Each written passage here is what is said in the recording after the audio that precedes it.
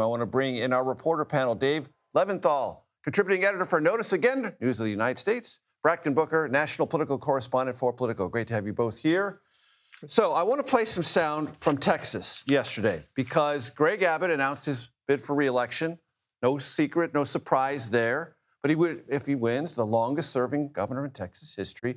And while he was there over the same weekend, who was in Texas but Gavin Newsom, triumphant California governor and Democrat. Let's play first Greg Abbott, then Gavin Newsom.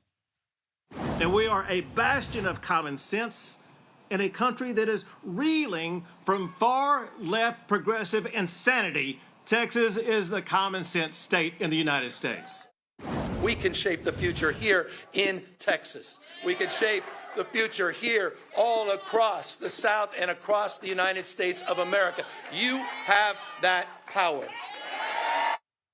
The reason I wanted to show that is a side-by-side of the ongoing dialogue in our country between common sense and insanity. Because Gavin Newsom would say California is common sense. Texas is insanity. Texas says no. Texas is common sense. California is insanity. And that's where this is all heading in the midterms and in 2028. Hey. Well, it's almost like Gavin Newsom might be running for something in You think? I wonder. Clearly pulled out of the Bernie Sanders, Alexandria Ocasio-Cortez playbook of going to red states and talking very boldly and very openly about their policies, about their priorities, about their vision for the future. Of course, though, if Gavin Newsom does decide to run for president of the United States, he may need a state like Texas to do what it has not done for decades, right, which is flip the way of Democrats. And I think Greg Abbott has something to say about keeping Texas very, very red. And Brakkton, it's part of this ongoing, seemingly never-ending chase of Democrats to find some good news out of a statewide race in Texas. They're looking at the Senate race and other things like that. That's why Gavin Newsom was there. Well, also, I mean, obviously, Gavin Newsom's taking a victory lap after Prop 50 passed, which is going to counteract what the Texas State House did.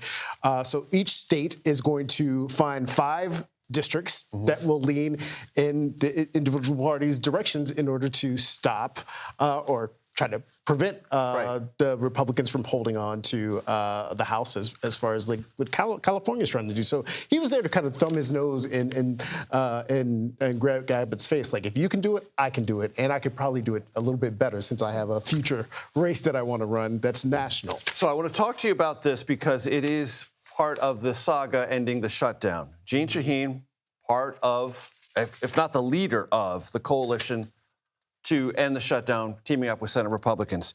And she got some criticism for that on social media from her daughter, who is running for the House of Representatives.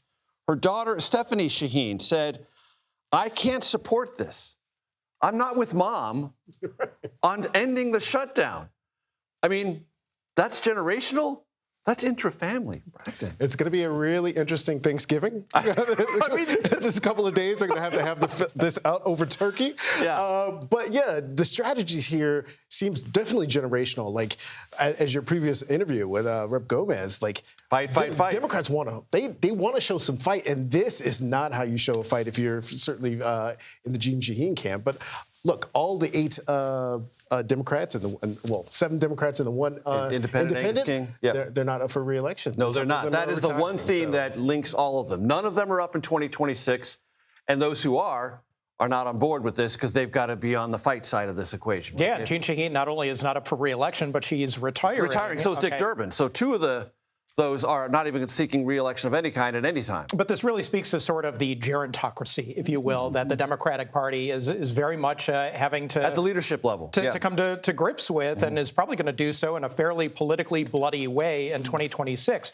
You are absolutely going to have some older, longer-term serving representatives and even senators primaried in a way that a lot of mainstream Democrats would not like, but they're going to get anyway because of that, you know, in essence, traditionalist versus young Gen Z, early millennial movement in the Democratic Party to do something that is going to be akin to, say, oh, I don't know, a certain mayor of New York City and what just happened there last week. Yes, indeed. Speaking of what just happened, you did some great reporting on Virginia, and Republicans there in the Commonwealth deeply unhappy, not just with the losses, but with the magnitude of Tuesday's defeats. Yeah, it's it's the wiping out of the Republicans in the Commonwealth of Virginia after Tuesday's losses.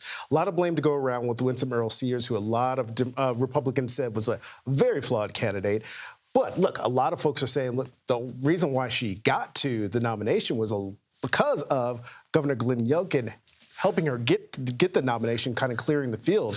So a lot of folks are saying, like, Glenn Youngkin, what were you doing? Did you put in place an apparatus to even help the Republicans, or did you just kind of put your name behind the lieutenant governor and did not help her get across the finish line? Whither Glenn Youngkin? It is a political question, not just for the Commonwealth of Virginia, but nationally for Republicans. Dave Levinthal, Brakkton Booker, thank you so very much. I appreciate it.